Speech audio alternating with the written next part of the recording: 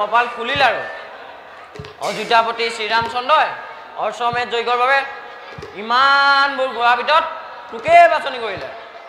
গতিকে বল বল শীঘ্ৰে গৈ ৰজাচৰ অশ্বমেধ যজ্ঞৰ বাবে তোক অৰ্পণ কৰোঁগৈ